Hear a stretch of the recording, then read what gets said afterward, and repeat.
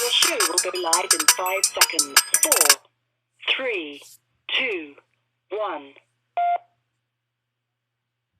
Blog Talk Radio.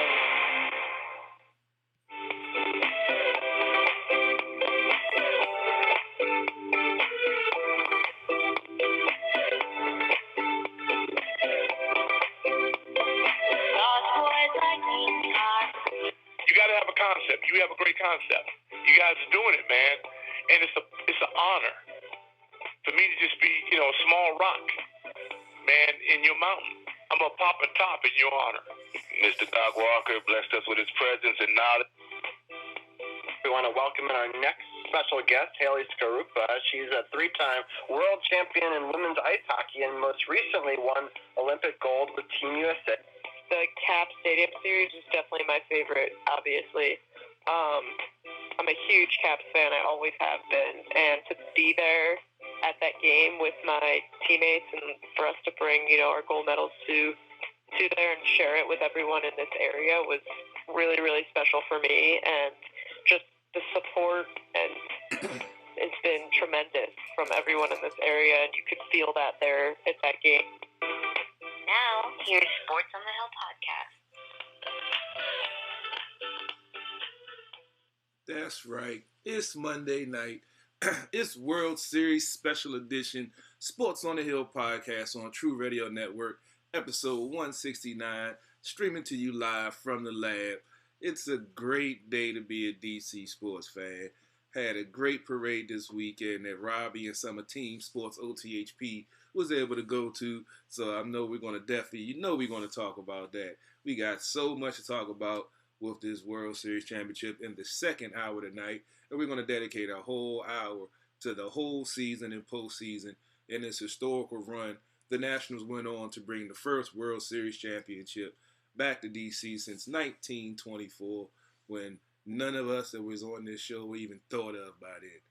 But before we go any further, as always, I'd like to thank you, the listeners, the viewers, the contributors, everyone that checks out our shows. You see, we got 2 streams going, my stream and Robbie's stream. We told you we about to change things and shake things up so you can get it from 2 different perspectives, 2 different points of view. I know Robbie got the stats, got the live scoreboard. He got all of that stuff popping off. I got stats, and I got other photos and commercial streaming on mine.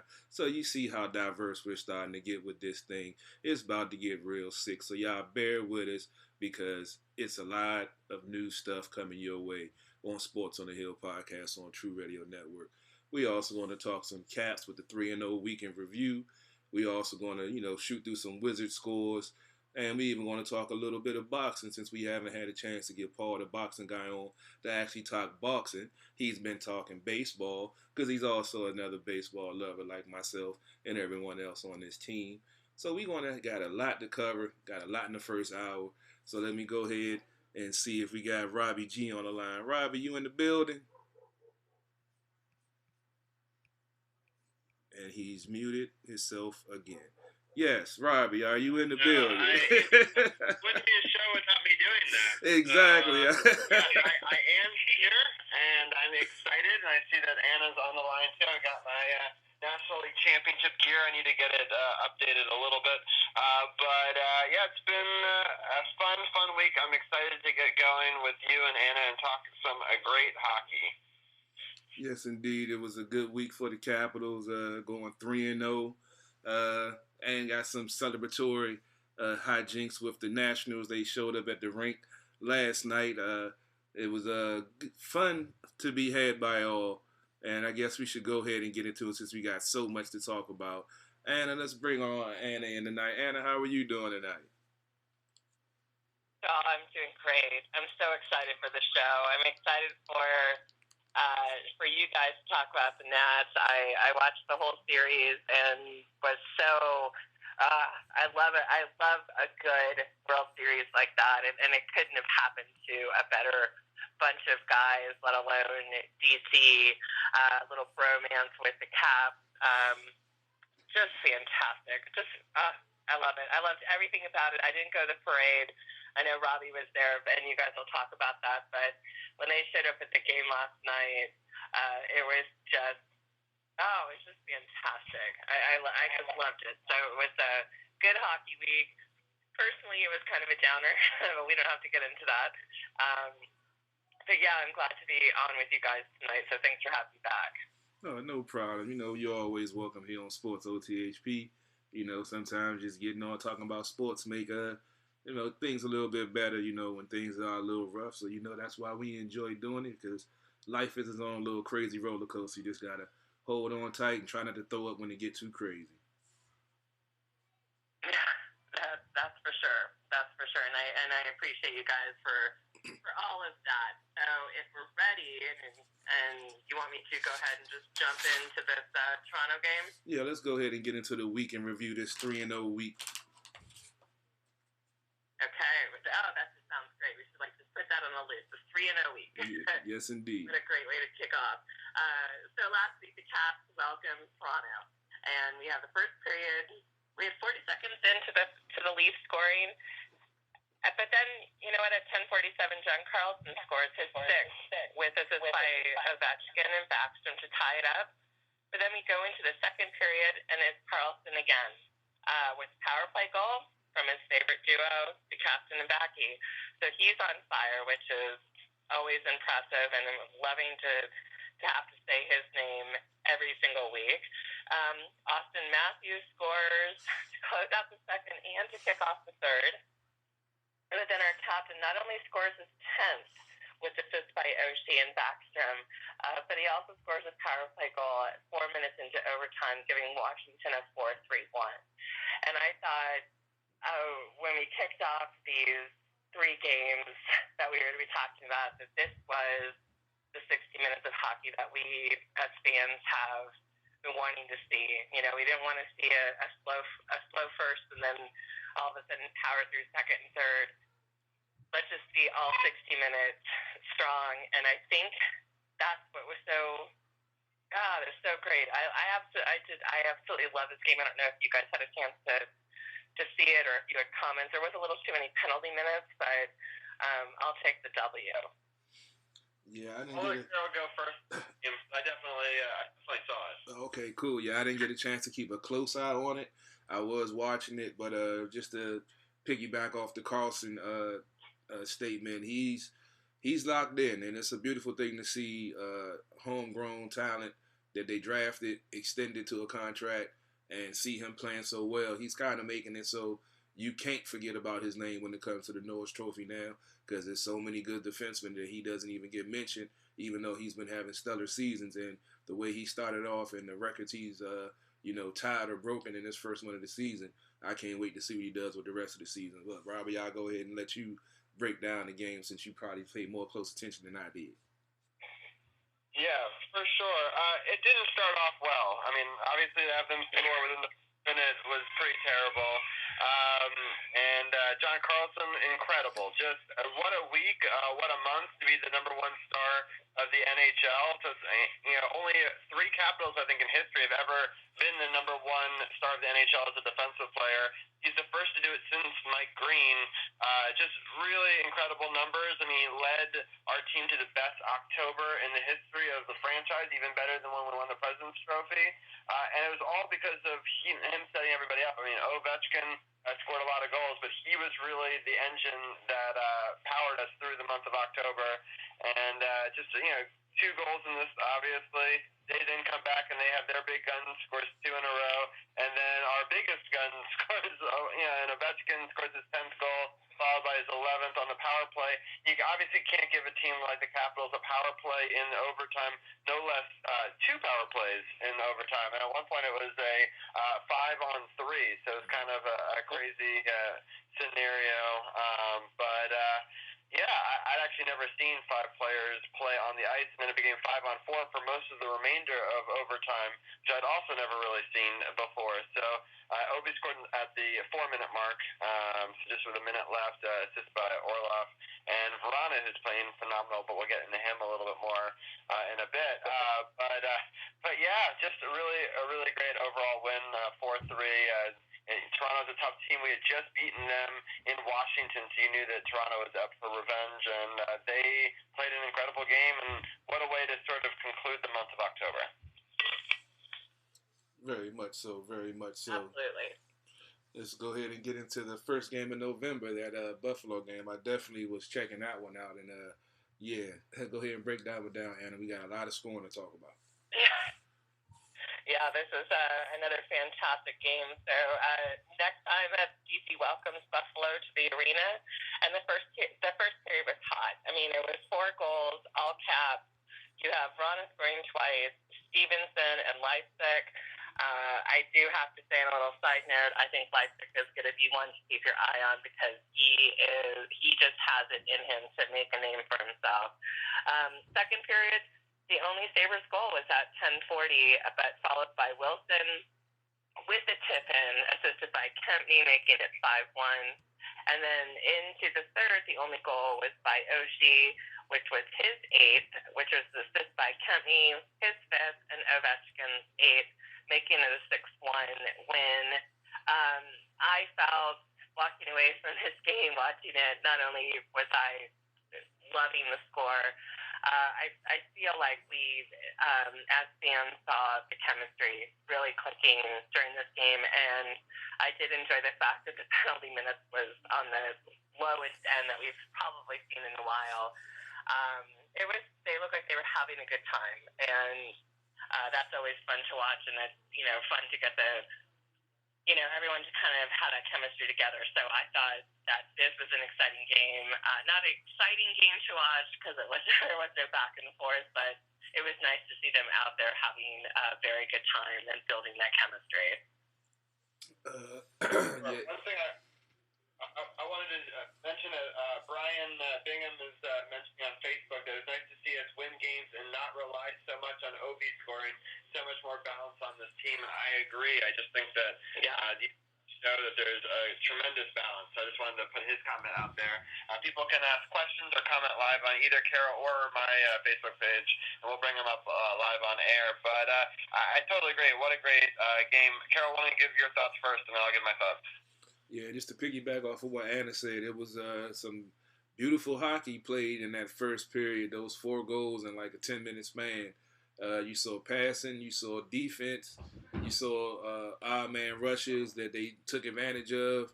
It was it was with the Buffalo playing as well. I mentioned on the pregame show and the postgame show with Buffalo playing that this was supposed to be a litmus test to see how they were with their record matching up against the Caps, and pretty much saw how they match up against the Caps right now. And the Caps are just playing in the zone right now. They're looking like they're in, like it was playoff mode already. Sure. I mean, I can't believe. I mean, Vrana was trying so hard to get the hat trick, in the Buffalo game, and he actually had a conversation with Joe B that Joe B mentioned on air, saying, Joe B told him, I think you're getting 2 tonight. And he was like, haha. And then he got 2. And then Joe B said the same thing before the next game. And he's like, no, I really want 3. So clearly in his mind, he entered this Buffalo game wanting 3 and was disappointed that he didn't get the third one. Because he did it pretty early. He scored 2 goals in the first.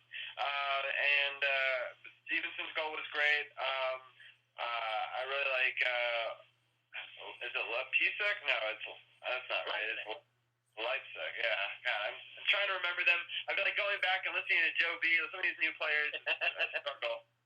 But he's playing great, though. I think he's a phenomenal add to the team. And, of course, Tom Wilson, Anna's favorite, just continuing to play well with an assist to Michael Kempney, where if you go back and see why we've won all these games in a row, it's because it's been since Michael Kempney's been back. I mean, a lot of people were like, Hope doing terrible at the beginning of the season. Well, maybe if you are losing out one of your best defensive players and he's hung out to dry, it could have a clear effect on Holtby's play. So I'm not saying Holtby's been perfect through the season, but clearly having Michael Kempney back on defense has helped a lot. I mean, we've been able to score 3 goals or more in every game since he's played because I think we've been able to turn some of that defense into offense. And then, of course, TJ Oshie, one of my all-time favorite caps, scoring in the third period to sort of cap it off. It's funny, it's supposed to be about all the 2 division leaders, but ultimately the Capitals look like the best team in hockey, which they were at the end of the game. Yeah, they definitely playing some good hockey right now. It's a beautiful thing to see, offensively, defensively, special teams. They, it's like they're in mid-season form already. It's crazy. I felt for Jacob that he didn't get the hat trick in that game, but I'm very excited for Anna to break down the next game's scoring. I'm only a little excited. Just a little. So I will say this is my personal favorite game of the week. Was last night against the Flames. And not only was it an exciting win, but the love and respect for the Nationals was incredible. You just have to, aside from every time they pan to the suite and they're, downing beers as they should, the shirtless Zamboni ride, the rooting for everybody, and then, of course, all the antics that went down in the locker room. It's like, fantastic. That's just that DC brotherhood and the bromance that you just have to love. So here we go. Calgary scores first at 11:01, and then we have at 15:08 Vrana scoring his 7th with assist by Kuzi, which was his 5th, and Wilson's 6th. And then 4 minutes later, Vrana scores his 8th, which was unassisted, and it was beyond fantastic to see that determination of this particular player. That was it. They were like horse blinders on. He was going to get this goal no matter what. So good for him. The Flames do tie it up at 19:58, making it 2-2. And then here we go into the second period. Vrana scores a hattie at 15:05, assisted by Kuzi and Kempney. And like you had said before, Robbie, he talked about really wanting a hat trick, and you can see that determination. And I love the fact that there's a perfect example for any other kid or adult, that's going into a sport. This is something that he's one to admire because he's not going to give up, and he has that determination. And he didn't get it in 2 games; he only got 2, and then 2, and then here we go. And he's young, and that skill and determination are just to be admired. So, yay, number 13. And into the third period, Eller scoring a power play goal at 2:20, assisted by Wilson to give a 4-2 win to end a great 3-0 week. Definitely. I'll let you give your thoughts. I'll drop my thoughts. Yeah, it was definitely Vrana. I spoke about him last year with the evolution of his game and see how he's developing. When a certain number 65 that used to be here was, couldn't develop like we are seeing Vrana do, and the fact that he has his first career hat trick in this game showed his speed, showed his skill. Being on the line with Kuzi and Wilson, I mean, you're going to excel, but the fact that he's taking advantage of the opportunities is it's good to see you got secondary scoring, like you were mentioning, and not always depending on Ovi. He's coming into his own, and like you mentioned, he was hungry for the hat trick in the game before. Excuse me, and then he comes up and gets one the next game, mostly on pure effort and hustle. And when you can score and get hat tricks off of that, the sky's the limit for him. And Eller, that was a beautiful power play goal with the secondary unit in there. He looked like a little bit like a Kuzi out there or Oshie out there with that sharp snipe shot from that angle that he took. But the Caps are rolling right now, and it's definitely good to see them playing this well. Hopefully they can stay healthy and keep playing like this. Yeah, I know that Jacob Vrana is one of Anna's threes, and he wears my wife's favorite number, 13, and obviously I've been a huge fan of his for a while. And we got a steal with this contract. I mean, it was a bridge contract that he took to stay on the team because he knew that players needed to be paid, and but man, I mean, he looks like he could be a 50-point goal scorer. I mean, he has those capabilities. Got great release, great hands, just being able to snipe all the different corners, all the different tools in the toolbox. He reminds me of like a young Ovechkin almost. He's just really, really a great skill player, and I love Kuzi's play of late, in his support role and trying to set him up, and they're getting some great chemistry together. And I, of course, love Tom Wilson on that line protecting those two. So it's been a fantastic couple of games. I mean, one weekend for you to score 5 goals is incredible. It's Ovechkin-like, and it's just really, really kind of a cool thing to see. And obviously, he's wanted a hat trick for a very long time. It's his first career one, and I couldn't be happier for them to do it in front of the Nationals, who were partying like crazy. Carol, I want to get your thoughts on that real quick because it was really fun to watch. Yeah, it was it was definitely, first of all, the United team picture that they took was amazing. They had the red jerseys on and the Nats had the white jerseys on, and taking that picture in front of the World Series trophy, that was amazing right there for any DC sports fans. If you didn't get goosebumps watching that, something wrong with you. And to see them partying like the way the Capitals were partying in Nats Park when they won the trophy, and all the hijinks and all the drinking that was going on. And the highlight of it was to see them riding on the Zamboni, shirtless, just having a good time, just enjoying the fruits of their labor, man. It's a beautiful thing, and, it's good to see, the teams winning. And I know everybody's down on the Redskins. I'm going to drop some knowledge in the Redskins segment because it's bye week. And I'm going to say some stuff that's probably going to ruffle some folks' feathers, but it has to be said. But getting back on the positive, I loved every minute of it with Zimmerman doing the opening lines and, them celebrating the championship and them just having a good time and enjoying. And then Baby Shark going all through the intermission and stuff. It's a beautiful thing to see, successful teams winning and celebrating together. And one of the things that they both had was long-time players on their teams. Zimmerman been there for 15 years, one team. Ovi's been there for 13 years, one team. Superstars in their own right, face of the franchise and leaders to this next crop of guys that's going to try to take these teams back to the promised land. I agree. Anna, what were some of your thoughts with the championship celebration? It was amazing. I have to admit, I was one of those fans watching and taking photos of what was going on the television of that group shot. And, Carol, you're so spot on. It gave chills.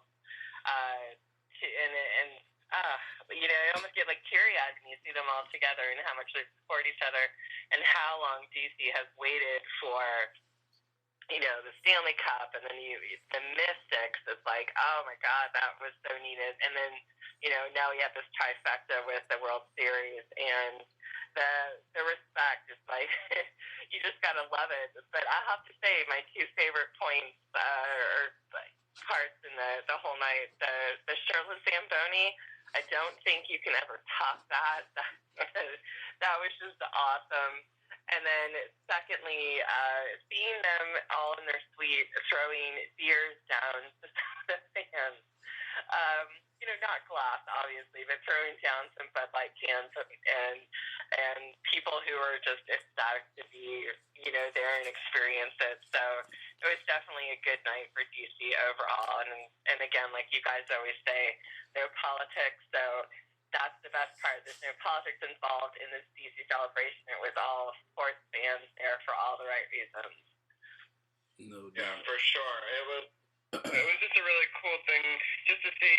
I mean, the champions, in the sense that the Capitals really were, the Nationals said that the Capitals were responsible for giving them that sort of additional motivation, and they saw how they, were able to be champions, and then used, how excited they got afterwards as motivation, that they wanted to feel that same thing. And so it was really cool to see them go into the locker room before the game, get them really amped up, for them to do the TJ Oshie beer through the jersey, as a way to amp the team up. And obviously it worked. I mean, they came out and played a really good game, and I think they really wanted to show them a good time, because the baseball game was so much fun for them, a couple of years ago. So it was just really cool to see the symbiosis between the two teams, and just the love of DC sports between all of them, and just especially cool. I mean, I'll get into the parade during the second hour, but just to be able to now say that I saw a parade with each one of those trophies in it within 2 years, it's just really incredible. And it's as fans who've rooted for the team for 20 plus years, it's something. Well, not 20 years for the Nets, but still a while. It's been a long time for fans of both teams. So it's been a really, really cool story, and I love some of the partying, some of the beer. They're dropping beer from different stories into the mouths of fans, and it's like really, really crazy stuff. But and the most important thing is we've got the big win, but it was a lot of fun, and I love the joint celebration afterwards in the locker room where they were singing songs and having some drinks together. And they have luckily a couple of days off before the next game on Thursday. Carol, any final thoughts on this before we look at the schedule ahead? Well, just a side note on the Nationals part of the talk we were having. I'm looking at the baseball writers' nominations, and Anthony Rendon is a finalist for MVP along with Cody Bellinger and Christian Yelich. So Rendon had a great World Series that we're definitely going to talk about in the second half of the show, and had some clutch hits, and is a free agent. And if he can mess around and get the MVP, boy, he about to get paid. Yep, and then we got a Cy Young Award finalist as well, so that was just announced as well. So we'll talk about more about all that. But it's exciting time to be a Nationals fan for sure, and excited to be a fan of those two players. So real quickly, the week ahead, Thursday game, Capitals are at Panthers, and in the Saturday game, the Golden Knights come to town. I'm particularly excited about that game because it'll be my first game of the season. I get to go with my dad, and hopefully win the rubber match, right? The first year, the Capitals unfortunately lost, but then they ultimately got their revenge for the cup. And the second year, we won, but we didn't get a cup. So I don't know how I feel. Like maybe if we lose, we'll get a cup. I don't know. But either way, I'm excited to be there. We're getting the cup this year, Robbie. We're getting the cup this year, Robbie. It's going to happen. I've already guaranteed it. It's going to happen, Robbie. Gonna happen. All right, I love it. I mean, Carol, you were guaranteeing another trophy that we'll talk about later that I was not as sure about. So I love it. So you keep guaranteeing, I'll keep doubting, and we keep winning championships, and it's a great Whatever works, man. Whatever works. Whatever works. All right, real quickly, Anna, your thoughts on Florida and Vegas? Well, Panthers they are 7-3-4, so I'm not feeling too nervous about this. Although we have had about a week of partying up until going down to Florida, but you do have Bobrovsky in the goal most likely, and not one to joke around with. He's got skills, obviously. I just think if they Capital players can continue what they've been doing, which is they just seem so much tighter. The chemistry's there, and that inconsistency of 60 minutes of hockey that we saw last year, we're not seeing so much this year. So I hope that can ride definitely to Florida. And then when we bring it back for the Knights, I don't know, Robbie, you're looking forward to this game. I freaking hate this team so much that even though they're playing at home, just having to listen to some of the players' names, Ryan Reeves, be announced, drives me nuts. And I just don't want to see any of our players falling for, their kind of BS antics on getting, not just Wilson riled up, but now, you have a couple other players that are kind of ready to drop the gloves whenever, and I just don't want to see Hathaway get in trouble, Leipzig, any of these guys. I just don't want them to fall for like a Ryan Reeves showboating moment. So, but you're going to have a hell of a goalie match up against, I'm assuming that they'll probably play Sammy against the Panthers, and I'm assuming Holtz against Fleury at home. That's I'm assuming that, but we'll see. I mean, our team, we're on a high right now, and I just want to ride it. But something about the night that just I hate. I hope not. I hope that I honestly would rather us lose to Florida and then beat the Knights, but that's my own personal bias there. I'm legit scared of both teams. They both can be good, but we're also the best team in hockey, so we can easily beat them. I think that you actually play Holtbeast in both of these games. Really? Okay. Yeah. And it's not that I don't like Sam. It depends. I mean, Holtbeast doesn't look good against the Panthers and not against the Knights, but there's only 2 games this week, and I think you kind of got to give your workhorse the big games, especially one on the road. He has to play in a couple of games, a couple of days, and then that one. I wouldn't be surprised, though, if on the Monday, just a couple of days later, the one that will be actually during our podcast next week, against the Coyotes, that might be the game that you see Sam. So, yeah. Carol, what do you think you do? Castle. Yeah, both teams, like I say, Florida and Vegas, they've both started out, middle of the pack. Both of them can be tough opponents. Like I said, the Caps are playing their game. That's always been my thing. As long as the Caps play their game, they can't be, they're hard to beat. So as long as they do what they're supposed to do, play like they've been playing, 2 games this week, I think they should win both of them no matter where they are or who they're playing. They're locked in right now. They're playing solid defense. They got, everybody's healthy, and they're playing good hockey, getting solid goaltending. Both goalies are, Samsonov is 5-1-0. Kopi is 5-1-3. So, I mean, they're looking pretty good right now. I think they're going to be fine this week. Yeah. I definitely, I hope that you're right. But selfishly, but I hope that you're right for the Caps' sake too. And but it's been a good week of Caps talk. I can't wait to talk next week with you, Anna, and bring you back in. We'll break down those 2 games. We'll also be able to talk about the live game going on. I know it wasn't the best of luck the last time, but hopefully we'll have a better result. We have better defensive players than the last time we had a Monday night game, so hopefully that will carry as well. And I wanted to give a special to you and Gil. You've been very sweet on the Power Play Point podcast and giving us lots of shout-outs. We really appreciate it. And you guys have been blowing up. You got a lot of listens lately on your show. And I went back and I binged the last bunch of ones while I was working, and I really enjoyed them. So a shout-out to you guys for keeping it, even with Gil's silly, spooky voices. It's a fun time, and check it out, SportsOTHP.com. Just click the Power Play Point podcast. I actually listened to your show through my show's website earlier today. It works really easy to do while you're working or whenever you want to listen to a podcast. So, but thank you, Anna, so much, as always. And Carol, any final thoughts before we let Anna go? No, just always appreciate you taking the time. Appreciate you helping break the games down. Have a good night, and we'll check with you next week. Sounds awesome. I look forward to talking to you guys in a week. Take care. All right. Have a good night. All right, cool. We got through the Capitals time. Pretty good timing right now, so I guess we'll go ahead and switch gears. We got to the good. Now we're going to get to the bad. Talk about these Redskins on the bye week. Week 10 coming up.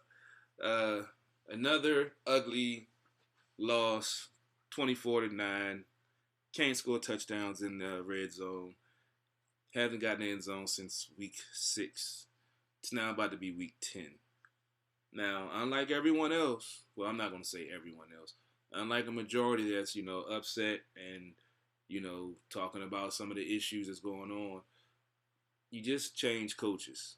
Not 2-3 weeks ago. So there's going to be some growing pain process. It's not going to be able to just plug and play. You put a new coach in there, boom, everything's going to work out. This team is a Super Bowl contender in 3 weeks. No.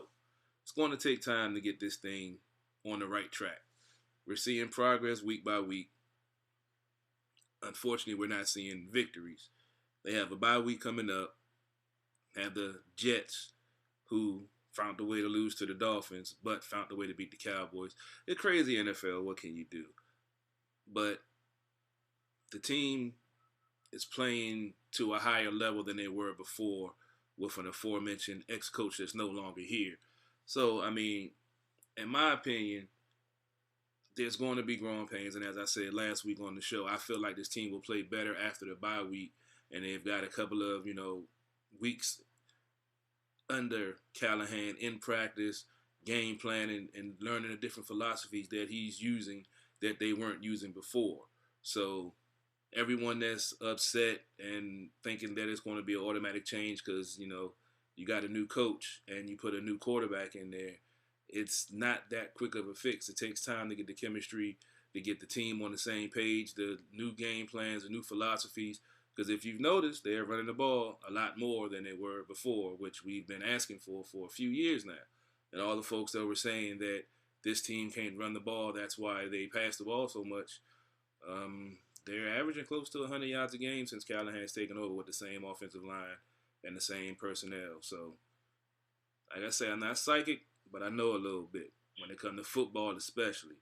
But it's disheartening to see the team excel in between the 20s, but then get down into the red zone and bog down, or you have penalties or procedural things that, illegal formation, stuff like that you can't have happen. But those are the growing pains when you have new players, new combinations of people being out there. You have injuries, not as bad as last year, but you're having, backup players in there, and they're actually playing well. Like Troy Apke made some nice plays filling in for Nicholson.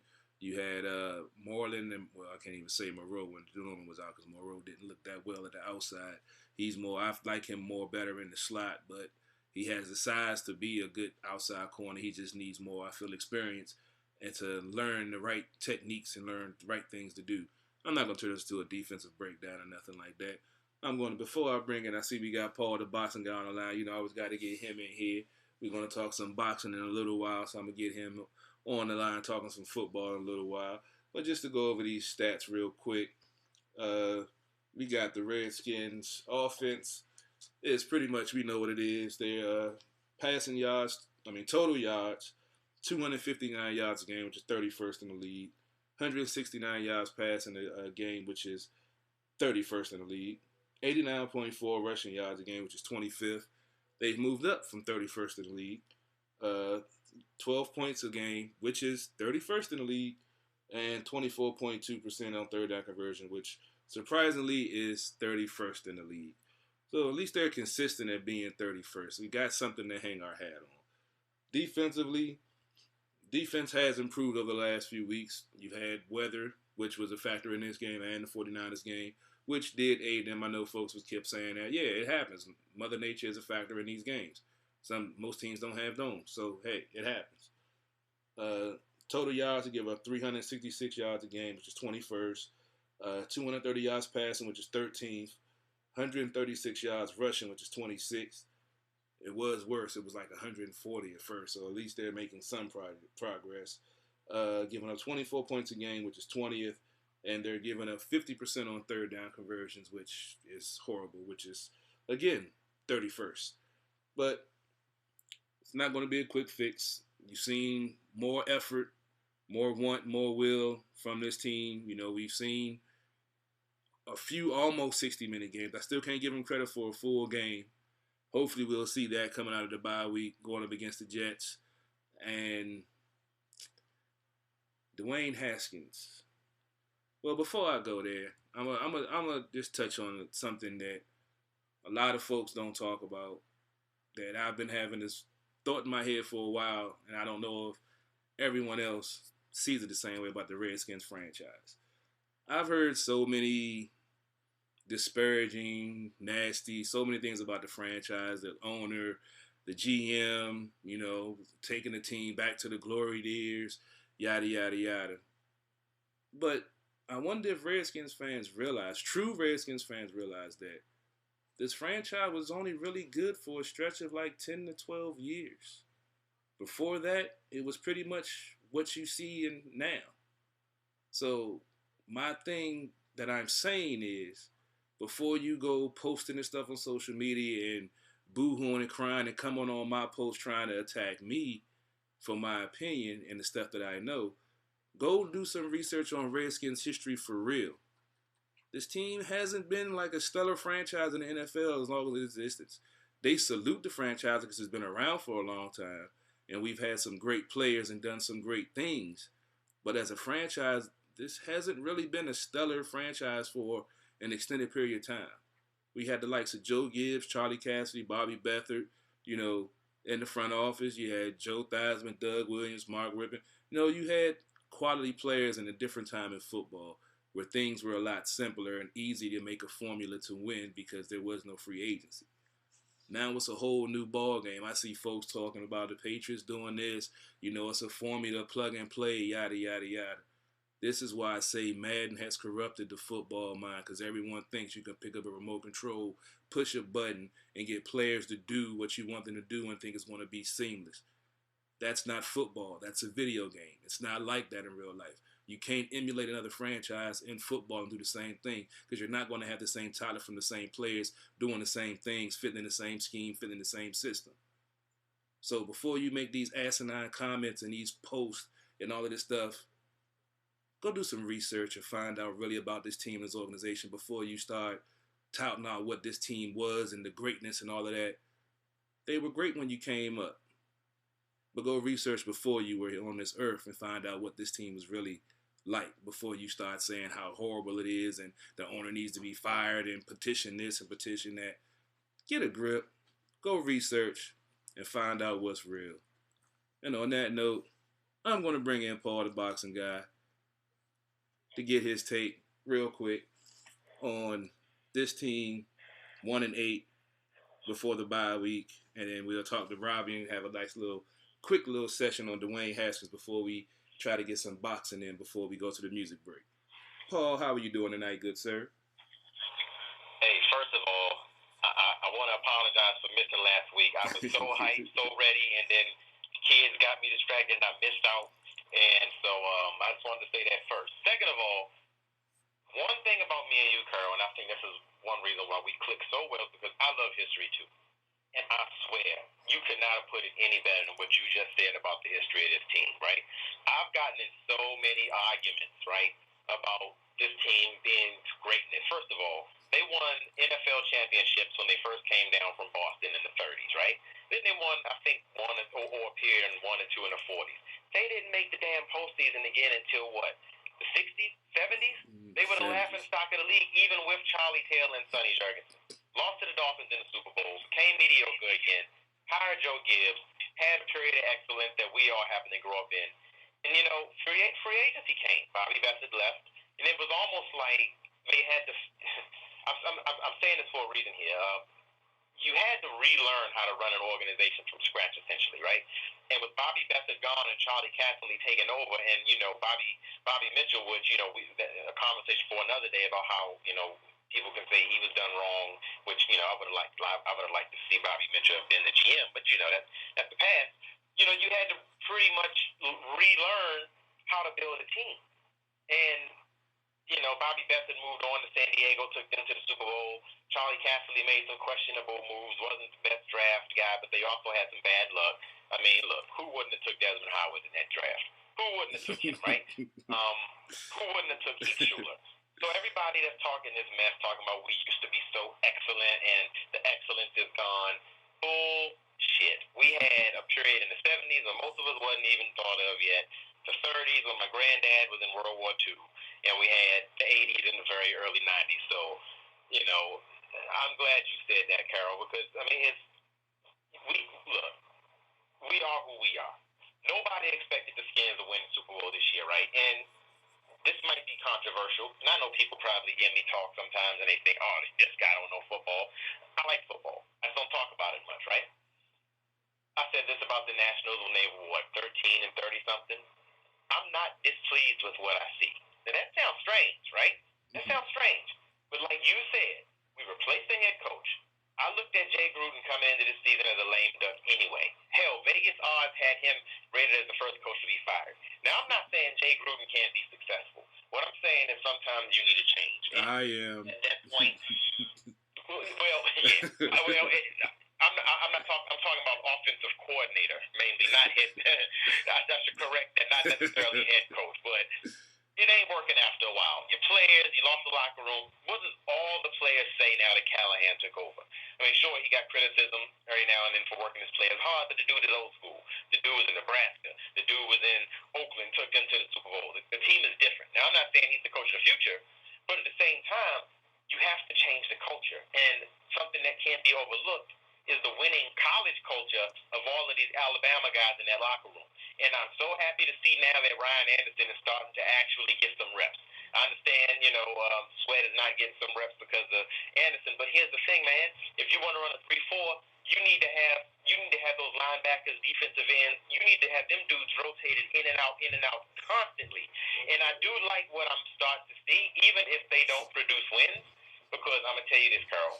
If they run this offseason correctly, right? If Dwayne Haskins shows that he has some flash, because I don't want to be like the Cardinals and end up drafting another quarterback the next year. They may be in a position like they were in '99 when the Saints traded all their draft picks to get Ricky Williams. This team might be in a position to have the number 1, number 2, number 3 overall pick.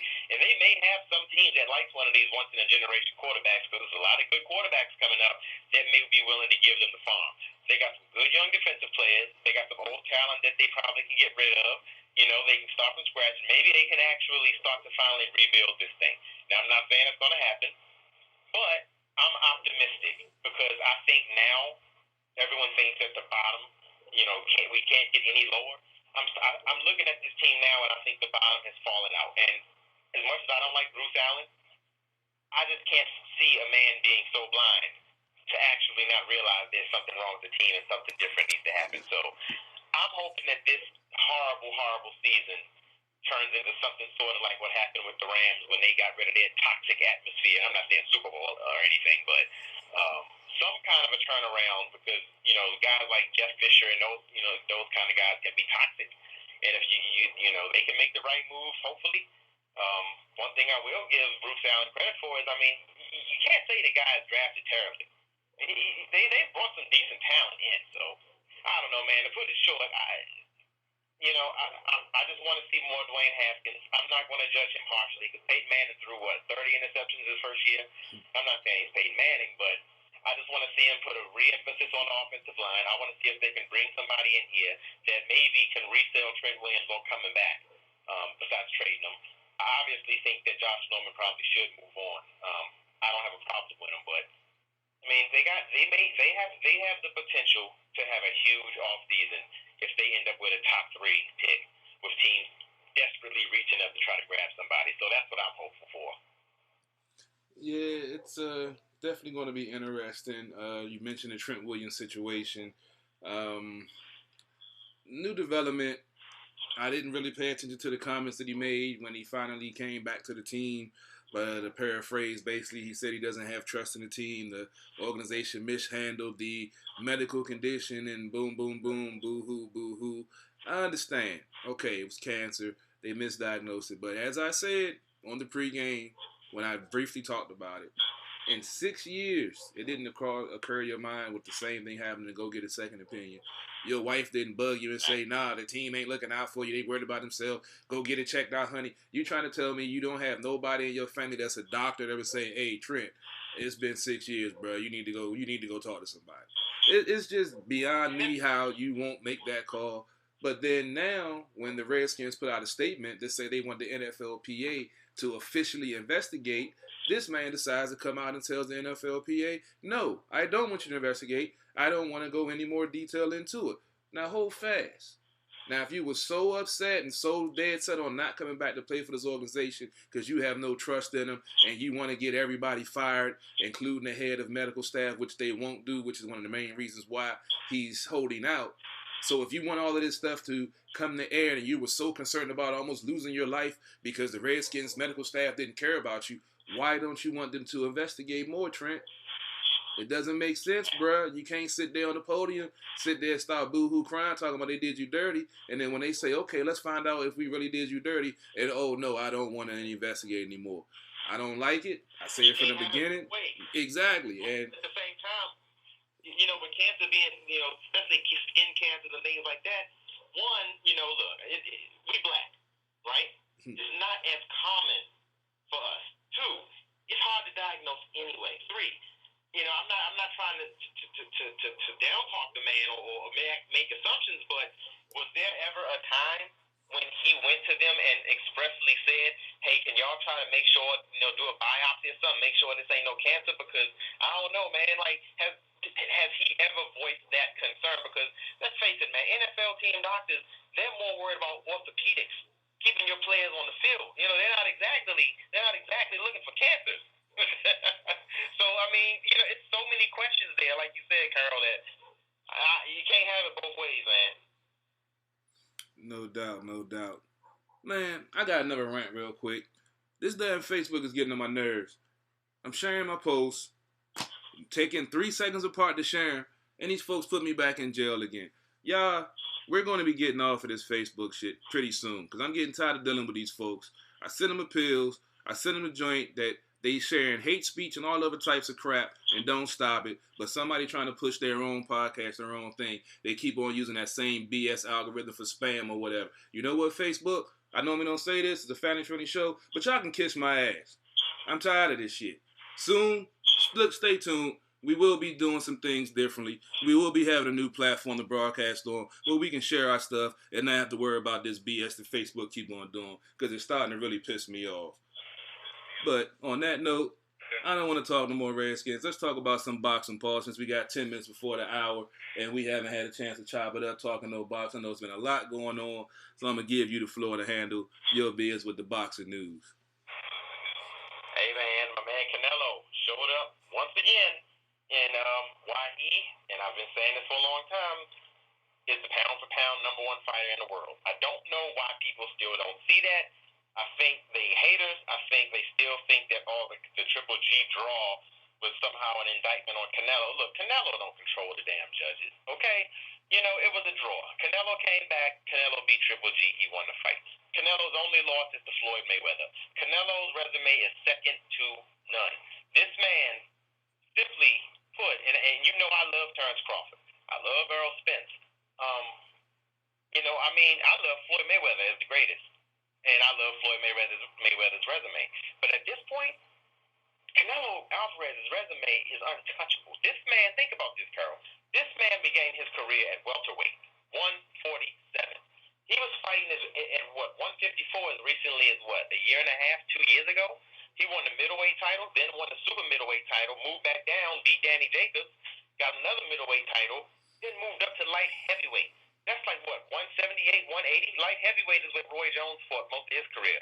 So, Carol, imagine Canelo Alvarez, all what, 5'8", 5'6" of him, being in the ring against a guy like Roy Jones. Like, imagine that, right? So he decides, and he's also only 29 years old, 53 wins, so he's still in his prime. I'm just going to name his weight classes. He fought welterweight, light middleweight, junior middleweight, super middleweight, light heavyweight. This man is 5'9" and has a 70.5-inch reach, okay? So he decided to take on Sergey Kovalev. Sergey Kovalev is 6 feet tall, has a 72-inch reach, but he's a natural light heavyweight. Sergey Kovalev is the guy who fought Andre Ward and, you know, had a controversial decision against Andre Ward, but he also beat Bernard Hopkins. And, you know, Kovalev was the WBA light heavyweight champion. People want to say, oh, Canelo's cherry-picking, fighting an old fighter.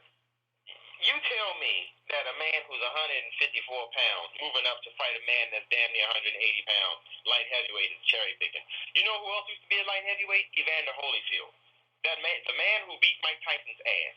So anybody that has anything to say against Canelo, save it.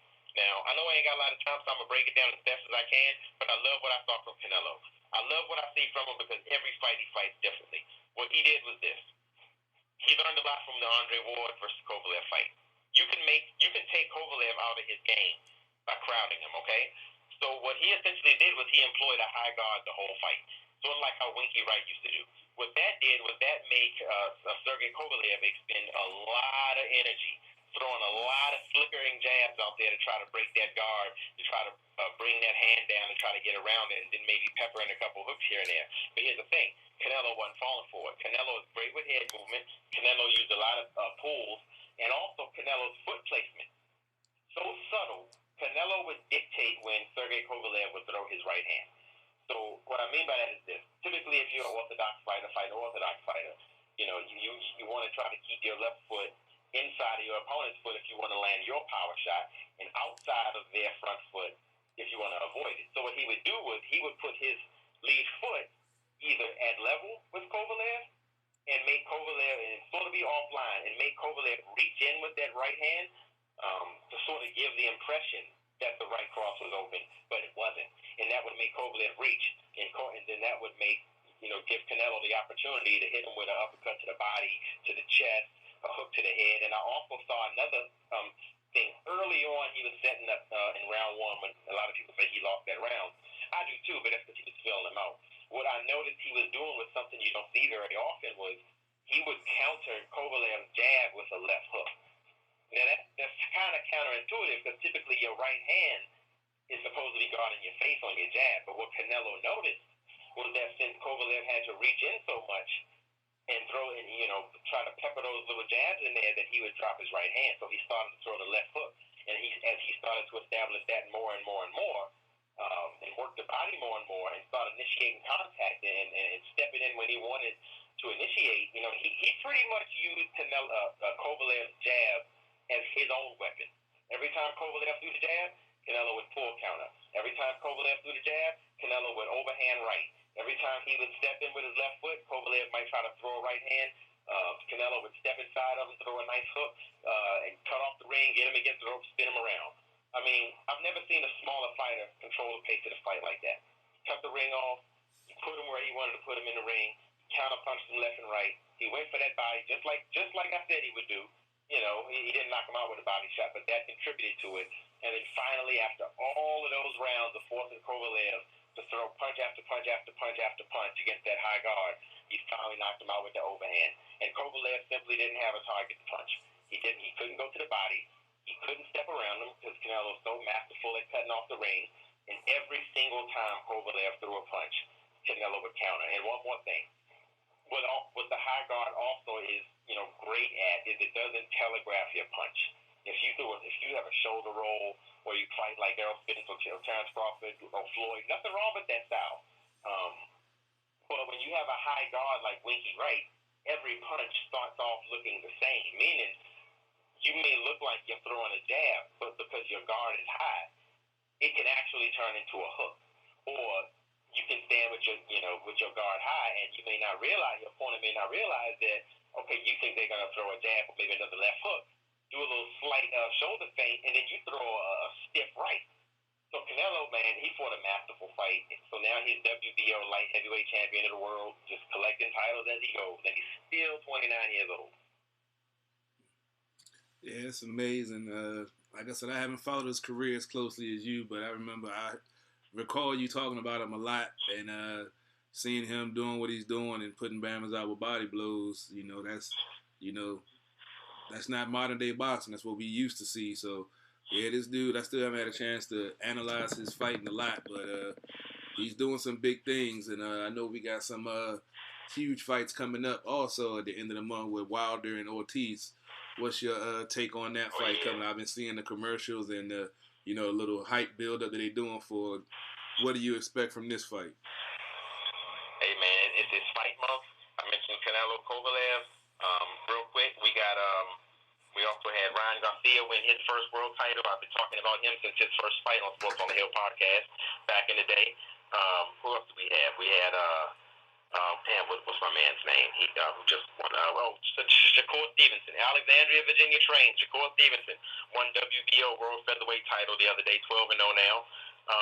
And November, December is going to be amazing, man. We got Tank Davis Davis back in the ring fighting against Gamboa. And I know you remember Gamboa when Terrence Crawford did to him. Yeah.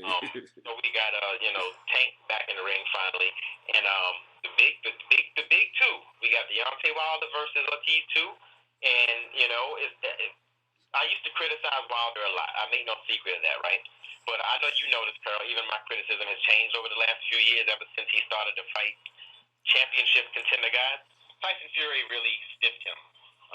I'm not mad at Tyson Fury for taking the WWE money, but that fight was supposed to be the rematch. So he's fighting Dangerous Luis Ortiz in a rematch. He almost lost the first one, but I'm going to tell you this. Deontay Wilder's 34. Luis Ortiz is like 77. I think Deontay Wilder's going to knock his ass out in round 2. Anthony Joshua comes back to try to regain his 4 world titles against Andrew Ruiz coming up in Saudi Arabia in a few weeks. I saw, and I stated before that I thought Joshua shouldn't have fought the first fight with Ruiz when Miller pulled out because he was too heavy. He packed on a lot of weight to try to kind of cushion the body shots that 350-pound Jarrell Miller may throw, because Miller's a powerhouse, and that ended up costing him. And he had a concussion in that fight. And I think that was his trainer's fault, and I really do think his trainer should be in trouble because that could have actually killed him. Especially, we had a recent fighter that a lot of my personal friends know, named Patrick Day, who died in the fight recently, and I know a lot of people that know him. So you got to be careful. So he's lost. He looks like he lost about 35, 40 pounds. He's ready. I mean, he's ready to go to war with Ruiz to get those titles back. But I will say this: hopefully, if he wins and gets his titles back, and hopefully Wilder wins. Hopefully, I think now, I always said when one of them gets their first loss, that's when a fight is going to happen. I think now in 2020, this fight will happen. Now, one more thing. It's going to shock some people, but honestly, Carl, as much as I love Anthony Joshua, I just don't know if anybody can beat Deontay Wilder unless he loses a step, because this man only needs to land one punch. So I'm looking for a spectacular knockout against Ortiz. I'm looking for Joshua to win his titles back, and hopefully I can see some changes in Joshua's style and his growth, and maybe the fight with Wilder can happen next year since Dillian White's not happening for a couple more years, and maybe we'll get that mega fight next year for the biggest heavyweight title fight of all time with 5 world titles on the line. That's never happened ever before.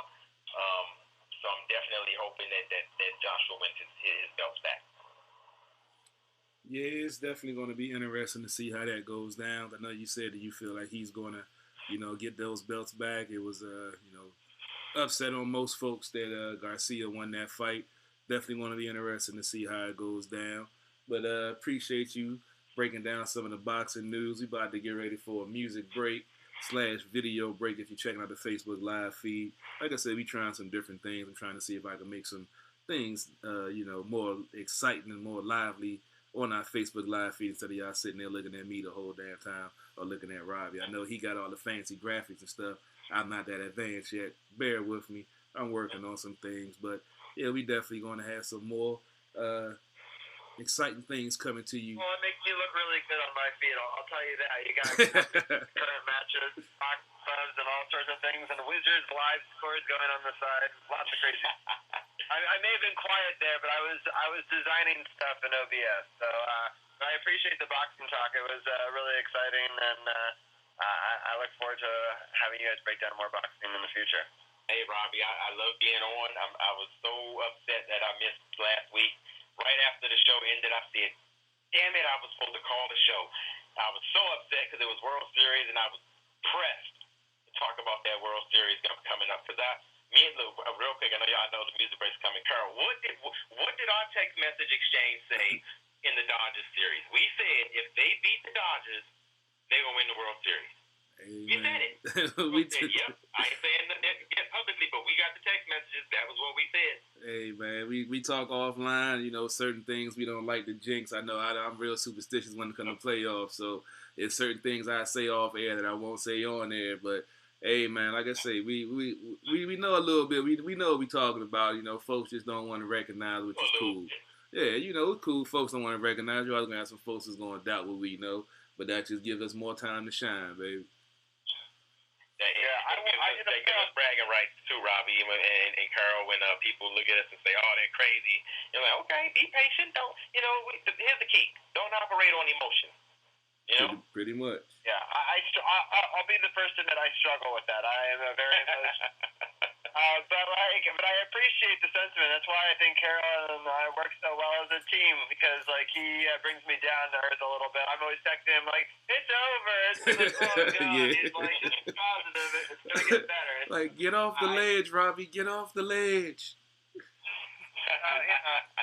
But I do a lot of superstitious stuff to come back into games. I did do a playoff beard for this. I started the beard. We kept on winning. I'm like, I'm not shaving this. I didn't shave for the Caps. I'm not shaving for this.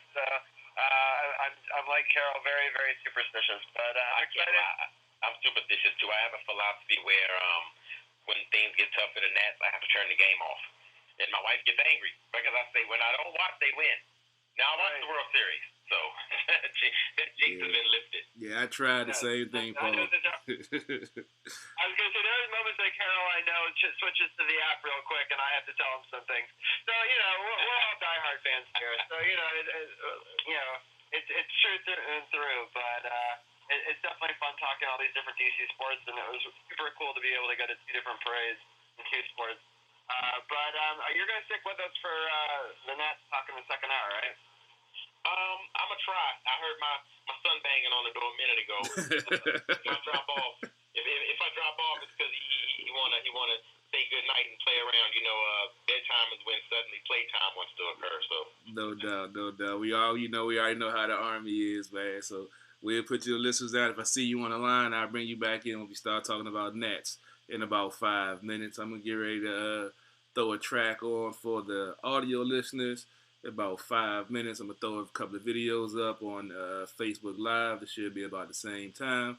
And then we'll be back talking Nats, World Series, regular season, postseason, all the great things they did. Stay tuned. We'll be back.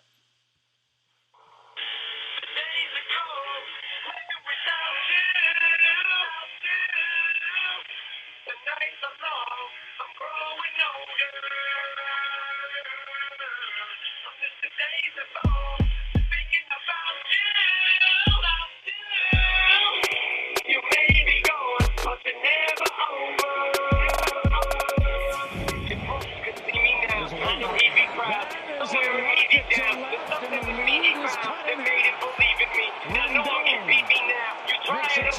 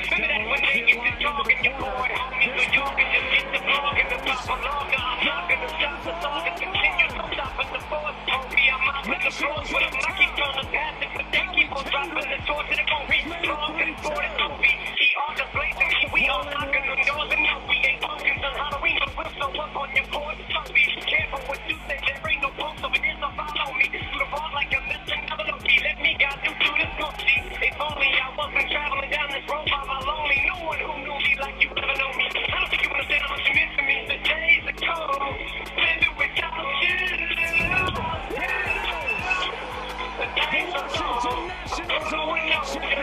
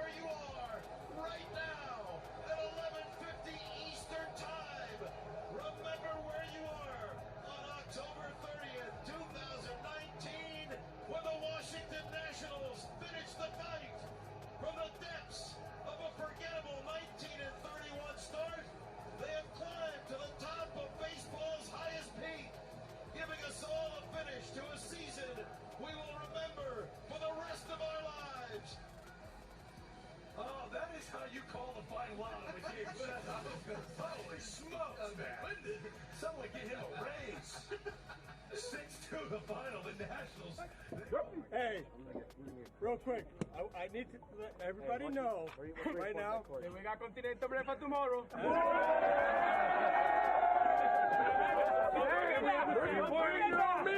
Bring your meat. Hey, no, hey, before we get started with anything, this right here and you guys cured my heart. All right, I'm good. So tonight, I will celebrate with my boys because we are the world champions.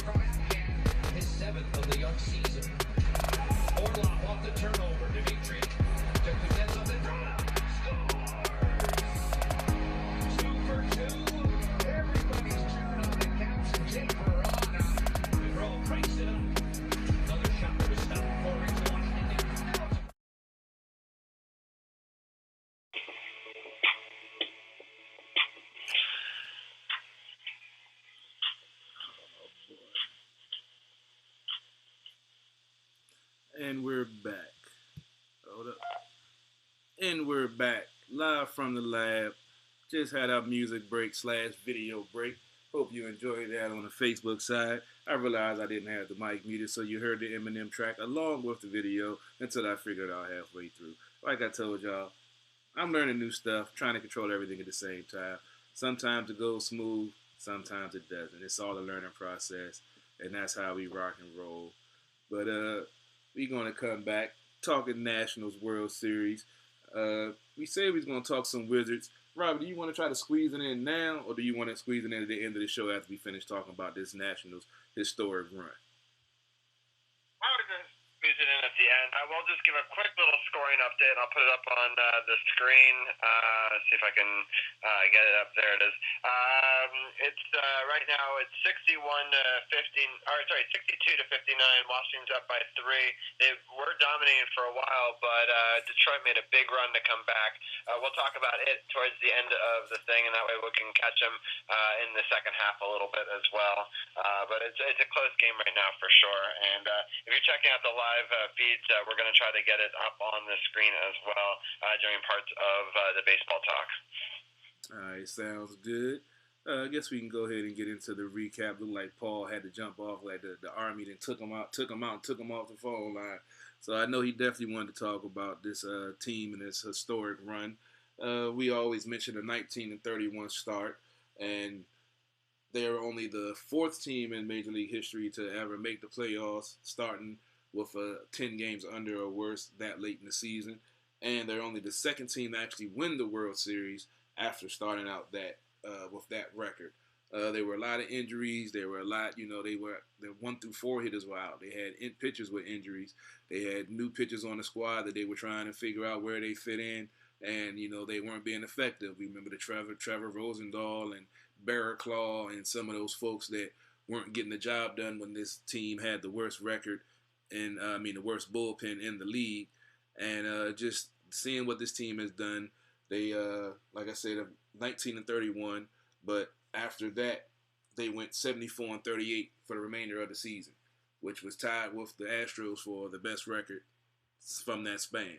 So if they wouldn't have got off to that start, they could have had the best record in the league. Houston had 107 wins. If they didn't get off to that start with the injuries, they could have been the number one team in the league, and then all the pressure would have been there. So I think it's good that they came in as the wild card. All the pressure was off. They got that game against Milwaukee in the wild card game. Juan Soto with the huge hit, in the 8th inning off of Josh Hader, who's one of the, dominant closers in the league that doesn't, give up runs, give up hits, let alone runs, and got that major hit, an error from a player that hadn't committed one error all season that allowed 3 runners to score to make it a 4-3 game. Facing the Dodgers, who everyone said, the best team in baseball. They were already penciled in as the World Series, going to the World Series, and, went down 2-1, came back, won 2 in a row, dramatic fashion. Howie Kendrick, grand slam home run in the 10th after Rendon and Soto back-to-back home run off of Kershaw, which we all know was the bad move for Dave Roberts, so it is what it is. Then to sweep the Cardinals, which I felt was justified with the way we all still remember 2012, that debacle in the 9th inning with 2 outs, and they found a way to come back being 5 runs down. And the fact they were able to sweep them and get them out the way, then everyone was talking about the 6-game layoff, and how they wouldn't be, sharp. Came out, won the first 2 games, unfortunately, lost 3 at home. We all would love to see them. I thought they were going to be able to clinch the whole damn thing at home. I would have loved to see it, but we got to see, for the second time, one of our teams win the championship on the road and celebrates on somebody's home ice or home field. So that's another unique feeling in itself. But to see what this team did through the season, the postseason run, just some more of the historical numbers.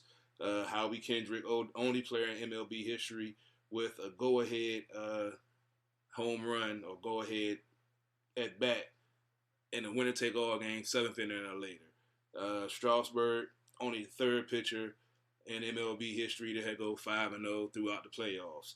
2nd wild card team in history to be in game 7 down in the winner-take-all and come back and win. First time a team has won all 4 games on the road. First series that ever had all road teams win every game. I mean, the list goes on and on about the historic things this team did. And doing those things, you have to mention Davey Martinez. Now, I've already been on the record several times saying, I know was one of the guys that wanted him gone after season 1 and didn't give him, his due diligence, the justice that he deserved. So this season, if you've tuned in, I've had a different sentiment because I've seen the development of him and the things that he was doing and the things that he was saying and the way the players were playing for him. And, folks was talking about firing him after 19-31 and, trade Max Scherzer and trade Rendon, and it's a mess since Bryce is gone and yada, yada, yada. But that man held the team together, even went through a heart procedure. His life was on the line, but these guys were still pulling for him, still doing things the right way, and found a way to get to the promised land and win it all. So, I mean, this is a historic, magical run that this team went on.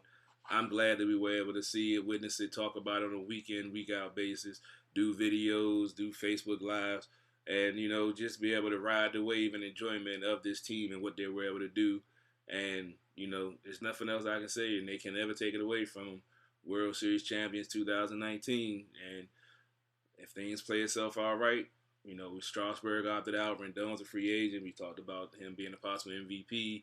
You got some other key players on the team that's, eligible. I know they said they weren't going to exercise on Matt Adams. They also not exercising the option, $18 million option on Ryan Zimmerman. So there's going to be some changes, but they have the foundation, they have the core, and I feel like, this was a beautiful thing to be a part of, to be witnessing, and I wish I could have got to the parade on Saturday, but I had to damn work.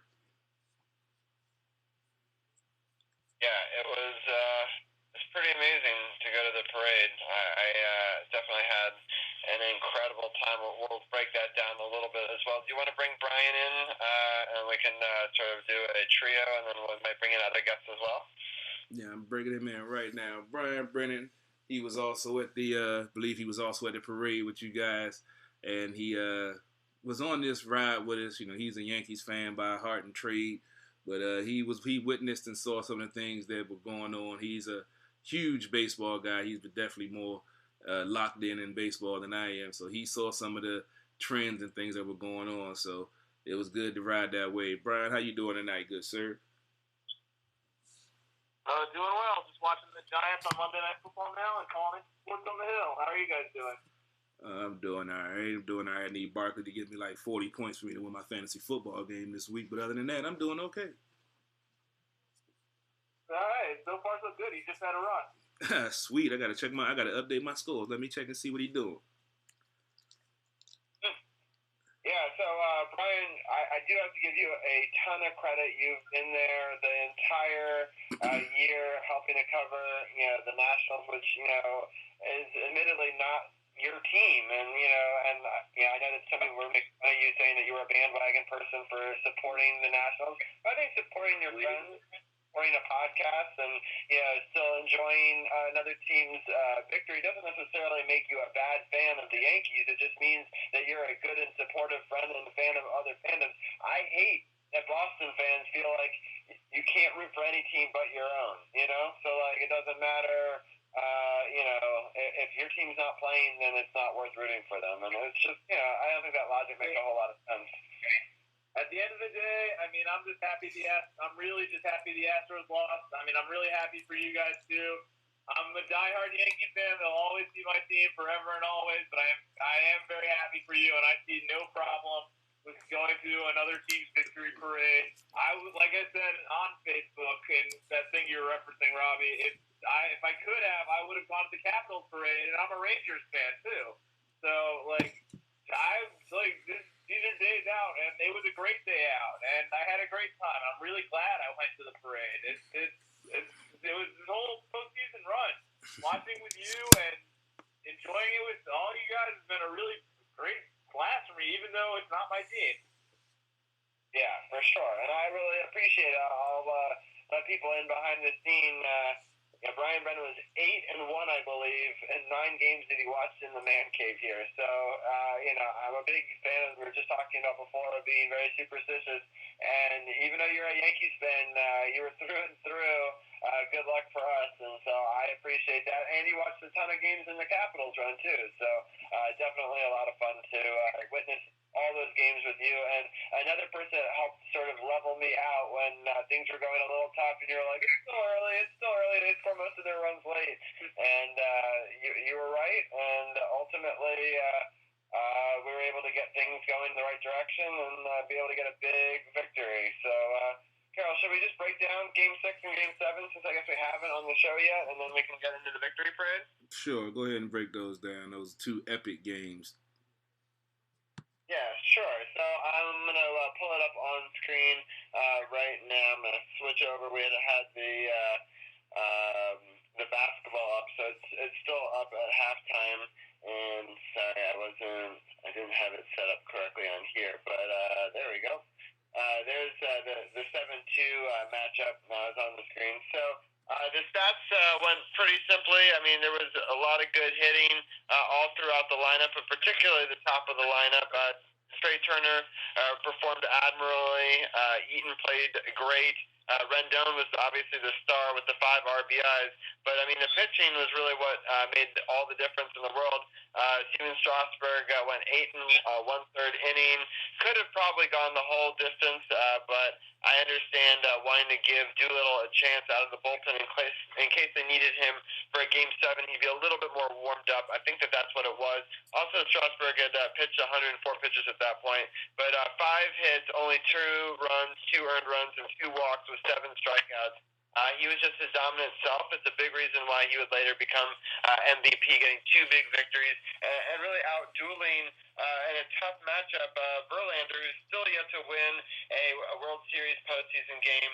I know Brian Brennan has thoughts on that. So, Brian, what are your thoughts on Verlander never getting a win in the World Series?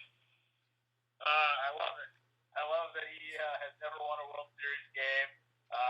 And I kind of had a feeling about the Nationals going into this game. I felt like the odds were in their favor. They had the right guy on the mound, Steven Strasburg, and obviously it didn't look great when the Nationals went down 2-1 in the first inning. But things really turned around in that 5th inning. First with the home run by Eaton, and then Soto with the absolute tank job to right field, like a no-doubter into the upper deck. That really turned the tide. There was, of course, the controversial play in the 7th inning with Turner running out of the baseline, which I still don't understand at all. But Rendon made up for that with the home run, and this was the great win. And Steven Strasburg never has to buy a beer in D.C. again. He was outstanding. For sure. And basically, the Rendon getting that home run to make it 5-2, and then he doubled to deep right center. Trey Turner and Adam Eaton scored that 7-2 one, there. So, but basically, I love the first Anthony Rendon home run because I felt like it was baseball gods being like, well, you made a really big mistake, and I know that it's technically the rules that you can't challenge that call, and that's what they decided. Ultimately, they had to go and talk to them. I love how Trey Turner was yelling, just ask Joe Torre, he's right there. He's right bleeping there. And, it's the right call by the rule, but the rule needs to change. I mean, if there's a judgment call that I think that they could overturn where they can say, hey, look, he did not run into the grass in that situation. He tried to avoid him. The ball was thrown off base. In fact, even the manager of the other team admitted that it shouldn't have been called that way.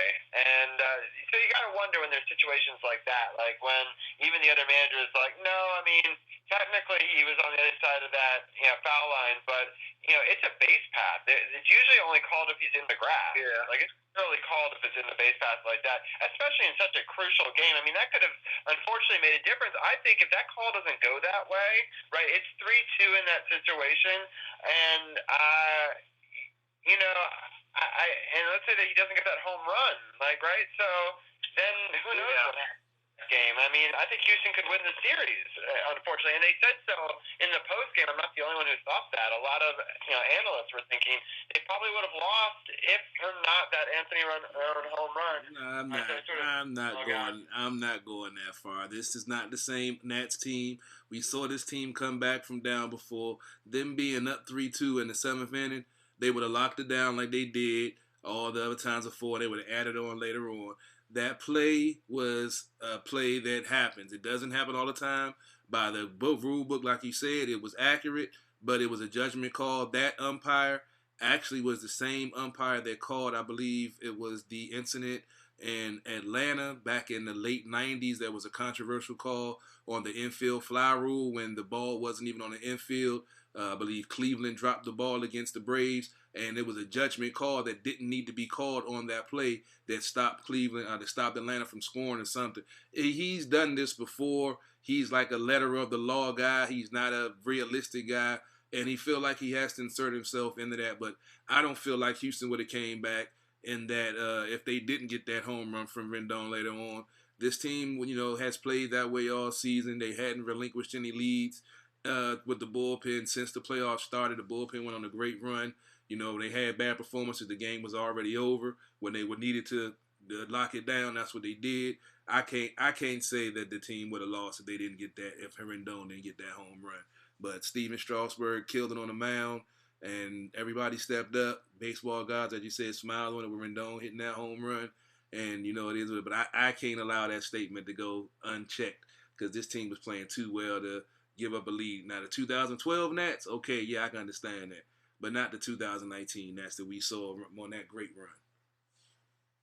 I think now looking back, I agree with you, but in the moment, really, really nervous. Like, I understand what you're saying. Like, we now know they're the resilient champion Nats. But in the moment, I thought that was a big play because it's a difference between having somebody on second and third, no outs, and having somebody on first with one out. It's a big difference in the scoring. And I'm just happy he hit the home run, and we'll never have to know. But potentially, if you get out of there with nothing, that gives them some momentum, where hitting that home run is very demoralizing. So I see what you're saying, but we'll never know. But I definitely, at the time, I felt like it made a huge difference. I feel you. Yeah, heat in the moment.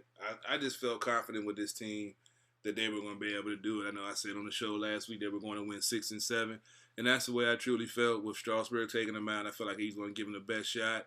We've seen him go down early and find a way to come back, and, it was only a matter of time. Nobody was playing outside of themselves. They were all, next man up. If I didn't do it, the man behind me going to do it. And it was just a beautiful thing to see. And that pitching that Strasburg did shut down all of those questions about him being soft and him not, whatever, all of the negative stereotypes they put on that man. He shut all of that down with that performance and the performance he put up throughout the whole playoffs. For sure. Well, I got the next game up now on the StatCast on our live stream if you're checking out on my channel.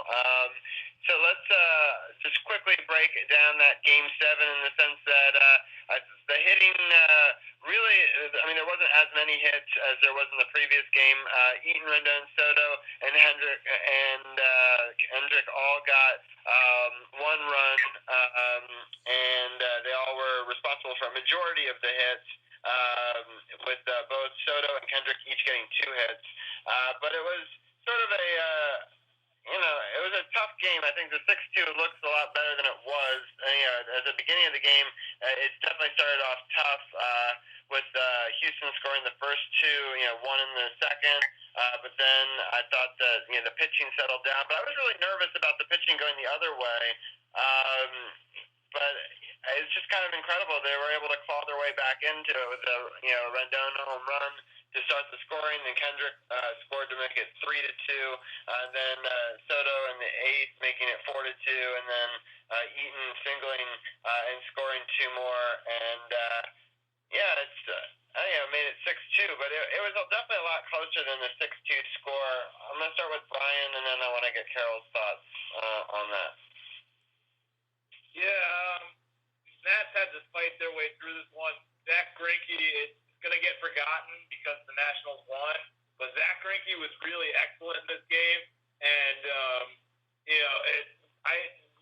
for the life of me, I'll never understand why the Astros didn't use Garrett Cole in this game. Like I was at your house, Robbie, and I said to you and Mike that was stupid that they didn't use him, and I stand by that. I don't understand why they didn't use Garrett Cole. You need your best pitcher in the biggest game of the season, and to just waste him like that is absolutely foolish. And then that made the Astros look stupid by coming back in that game in that 7th inning. First with the Rendon home run off Greinke, and then when they didn't use Cole, Howie Kendrick gets the 2-run home run off the foul pole. And this game was closer than it looked. And then obviously, there was always the chance the Astros could come back even after the Nationals took the lead. Once they got the hit from Eaton, I would say that kind of made it feel safe and made it feel like it was going to stand up. But there's always a chance that Houston could come back, and this game was closer than it appeared. But definitely a lot of questions on both sides, like why the hell did the Astros not bring in Garrett Cole? Well, I can help answer that question, Brian, because a lot of folks are asking that after the game. They were warming him up. But you have to remember the game. Greinke was cruising. He had a 1-hitter going into the 7th. Got the first man out, then boom, Rendon hit the home run. Now, being the starter, he has a regiment and a certain routine that he uses to warm up. Mid relievers and bullpen guys have a routine that they're faster warming up because they know they're going to be needed at the drop of a hat sometimes. So with him warming up early, I believe it was the 5th or 6th, where he started loosening up, but set back down when Greinke was grooving and had that inning where he was the Golden Glove champion of the world, snagging everything down that came off the bat. So they sat him down. Once Rendon hit the home run and they saw Soto get on with him, not being as crisp and walking Soto, you could have brought in Cole, but he wouldn't have been properly warmed up. You're bringing in the starter with a man on in the middle of an inning, which is something he's not used to. That would probably also make him uncomfortable. And the manager also stated that he was warming Cole up if they still had the lead going into the 8th, and he was going to ride him through the rest of it to win the World Series and have him shut down the Nats in the last 2 innings. So with Rendon hitting that home run and Cole, sitting down and not still being warm and ready to rock and roll if he needed to come in, that was the unfortunate way things went. They was unfortunate because Greinke was cruising, and because Rendon is such a quality hitter and hit a ball that shouldn't have went out because it was low and inside, but he found a way to get around on it, got his hands in and knocked that thing out. It just played out that way. So, I mean, I don't consider it a bonehead move not getting him in there when you look at the context of the situation. It's pretty much just the way it played out with, him being the starter, not being a regular reliever, and needing his regular warm-up routine so he doesn't go out there off of 2 days rest and, hurt his career further going forward just for, a couple of innings of work, i.e. Matt Harvey, whose career is nowhere after he forced the innings limit when the Mets went on that run, and everyone still brings up Strasburg, and when they shut him down, they still bring that up. But we see the tale of the two different outcomes. They pushed Harvey. Mets didn't win it. He's no longer even a blip on the radar in the MLB. They set Strasburg. People talk trash about the organization and Rizzo, and he's soft, and he didn't, and I would have never got shut down. I would have fought it tooth and nail, and now he's the World Series MVP, about to get a huge payday after opting out of an already lucrative contract. So it's just baseball. That's just how it is sometimes, man. Yeah, that's fair enough. I just feel like, in a situation like that, you got to use your best pitcher. Like, that's just how I feel. And to me, it should stay with the Astros. Like, even if they did warm him up and then sit him back down, they should have gotten him back up. I just really feel like this is something the Astros are going to regret for a long time. And, I'm sure you guys don't care. I mean, the Nationals, that's the main thing that matters. But, yeah.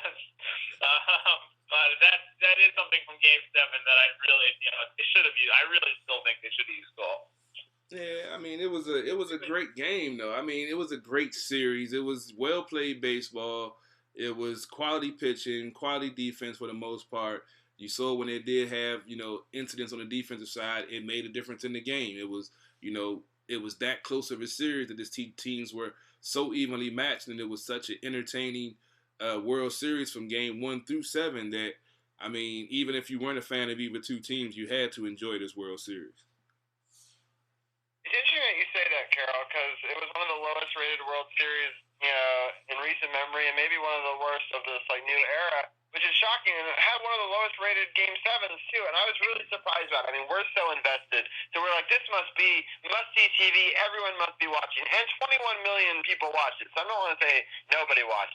But compared to a lot of other Game 7s in baseball, it was actually fairly low watched the whole series, which I'm not quite sure why, but I think it was a fantastic series, and everyone that I know that watched it really loved it. And it's funny because Liz's feed is all Astros fans because she's from Texas, my wife, and my feed's all Nationals fans, plus some of those same Houston fans chirping at me. So it was just a great series back and forth. I thought both fan bases were actually respectful towards one another. I know that the Yankees fans hate the Astros fans and all that, but that animosity wasn't there but these two teams. But, which is interesting.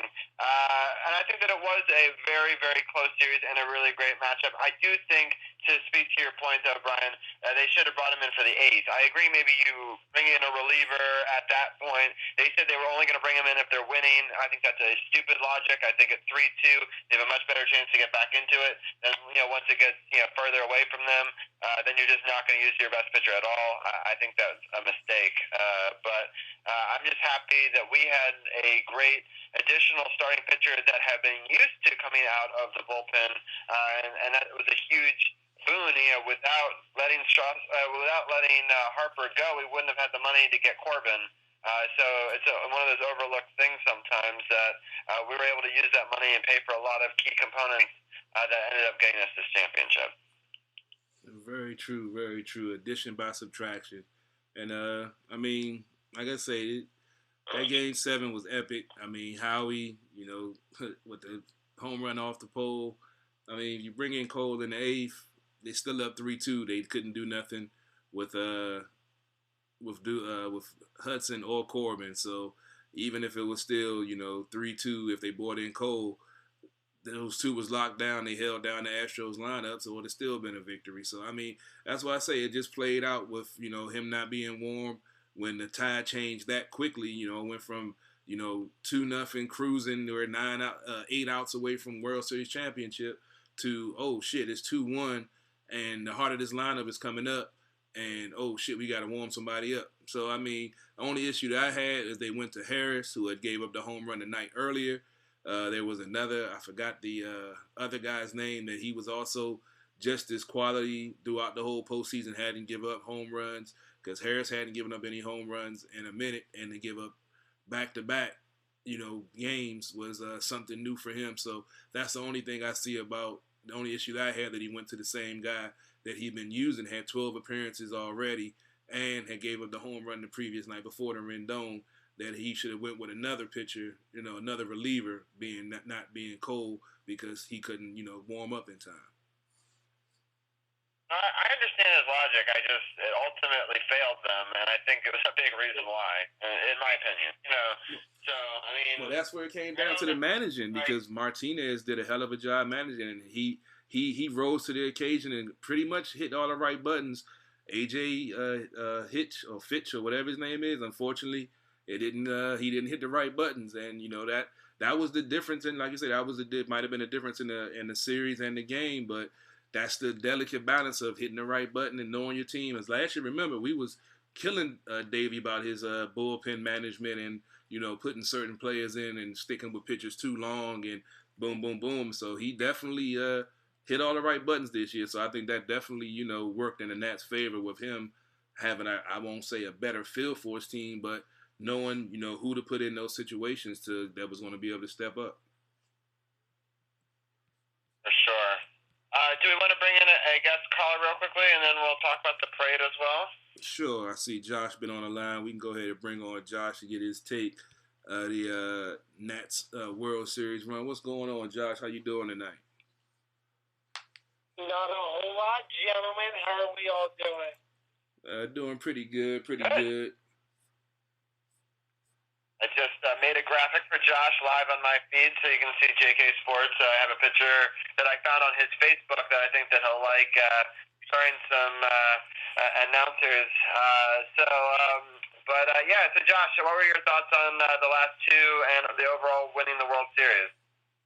Well, you pretty much touched on everything, so I'll just repeat what you all said. Like, they won all four on the road. That's something no team has ever done.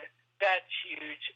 The Nats have just been playing backs against the wall all year, starting from the 1931, so on and so forth. And I just felt like it was one of those things like they play their best baseball when their backs are against the wall.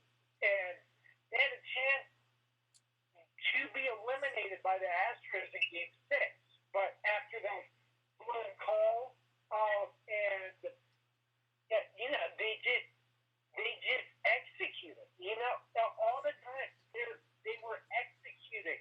They were doing the right things at the right time. And I think it was huge in Game 6 not using as many pitchers, because I knew in the back of my mind that they would have to go deep in the bullpen if they had to in order to win the game, because Game 7, go big or go home. So, your pitchers have 3 months rest after that. So, why not? But, anyways, something I want to add is, let me just give you all something to think about here. If that call, that judgment call, was upheld and Anthony Rendon didn't make the home run, what if the Astros beat the Nats in Game 6? Just think about that. And in Game 7, I know you probably won't like what I'm about to say here, but if A.J. Hinch stuck with Zach Greinke, I am 80% sure the Astros would have won the World Series in 7. But that's in the past. Nats win. It was just a great storybook ending all in all around. I mean, the Nats backs against the wall, and they got the job done. That's good. All right, well, let's move on to some parade talk as well. I know that Brian Brennan had a good time. I'm going to play a little bit of a video behind it. I'm going to mute it, though, so you can see a little bit of some of our point of view if you're checking out my feed on Facebook Live. But I'm going to start with Brian. What were some of your thoughts on the day? We're looking at the Max Scherzer doing the chugging beer thing. You can start with that, and then also seeing the trophy in person. Yeah, it was an awesome day. It was a lot of fun. Everybody in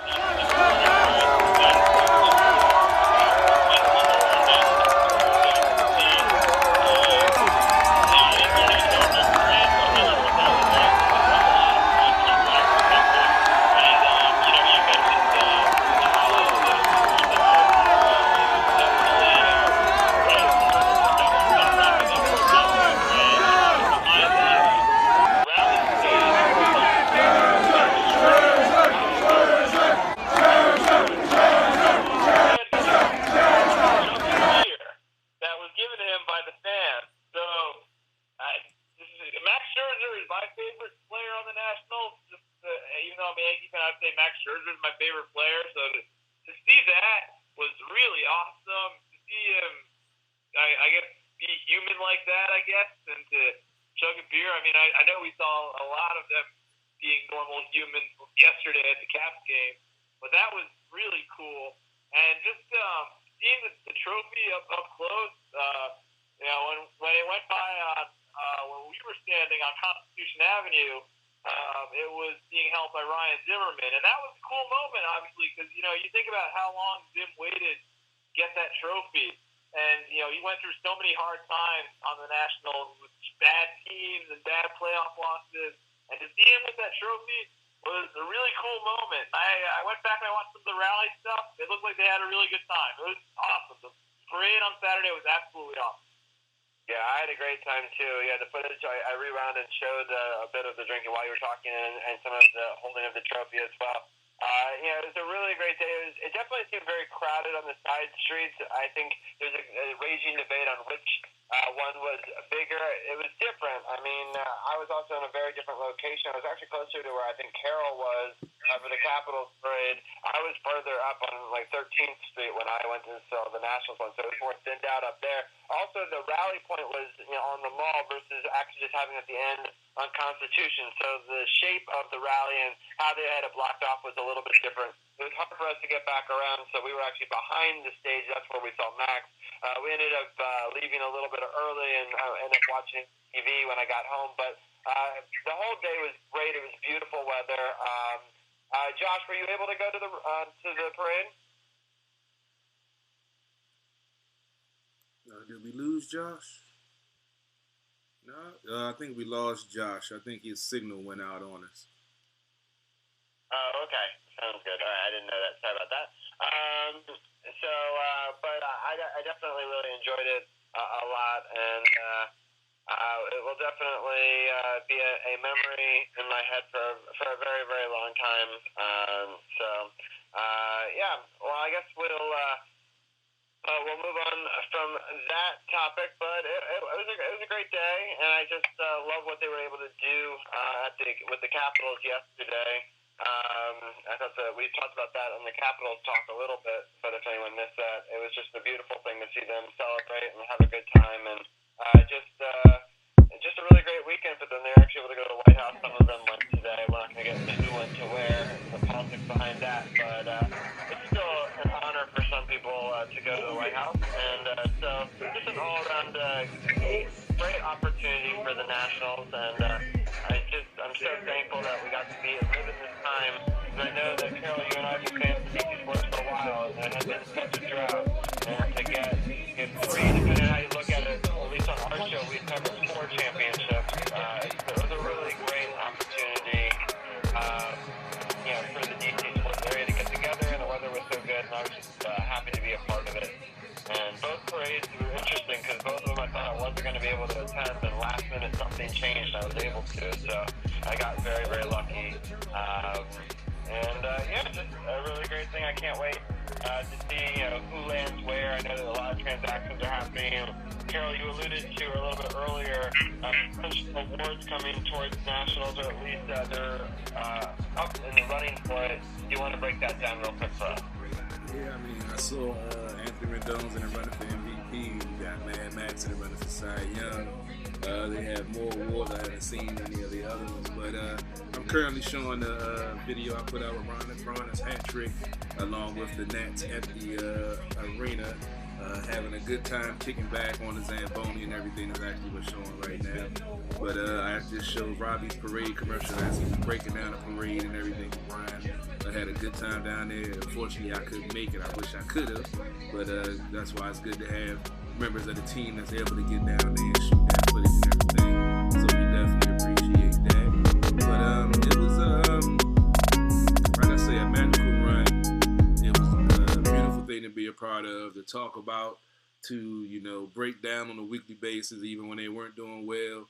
And, everyone was calling for Davey to get fired and, trading Max and doing all of this other craziness. And it was just good to see this team come together. The love and the support they had for each other. And we can't overlook the acquisition of Gerardo Parr right after that 4-game sweep by the Mets. They picked him up. I know they were out on the Dodgers on the West Coast road trip when they picked him up. And they had just, I believe, won 3 out of 4 from the Dodgers out there and picked him up. And he just brought a whole new energy to the team. He was the one that was the first national to say that, they were going to make the playoffs way, way, way back in June after they, started, once he joined the team and they started playing better. He said, watch out, we're going to make the playoffs. And, no one would have predicted it.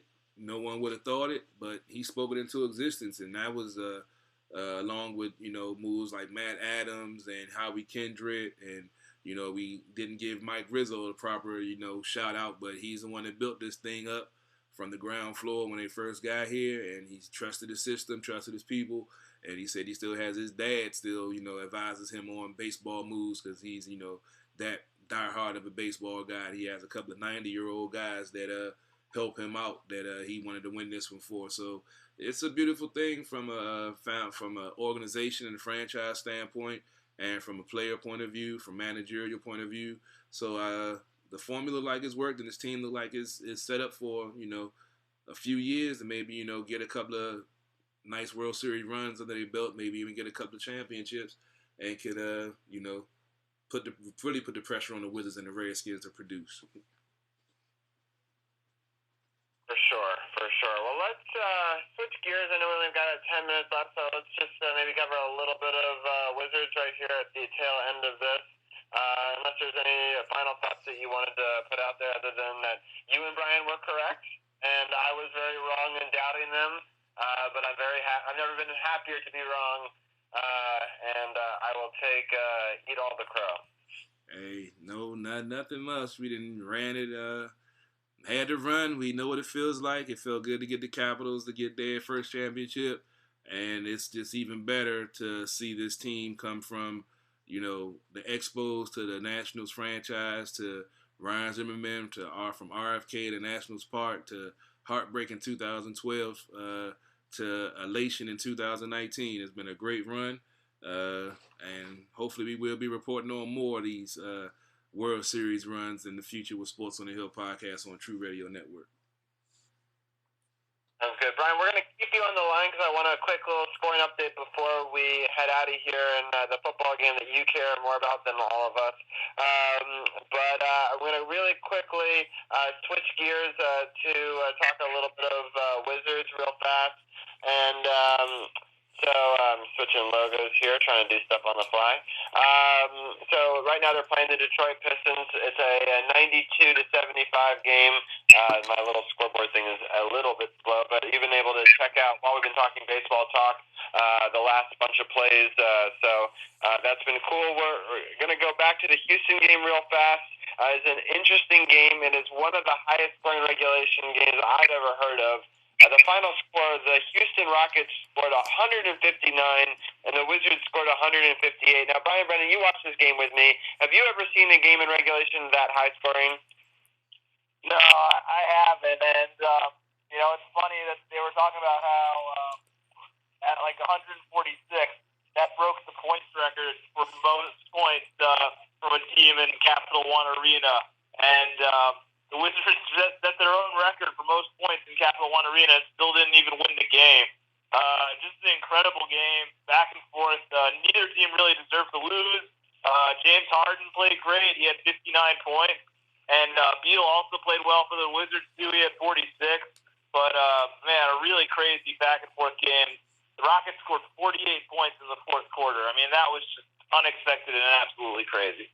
Yeah, and what's crazy is the Wizards had 3 40-point quarters and lost. I don't know if that's ever happened before. So, like, how did that 40 and 41 for the second, third, and the fourth? And it's just mind-boggling. But to give up 48, I mean, some teams score 48 points in a half, no less, the fourth quarter.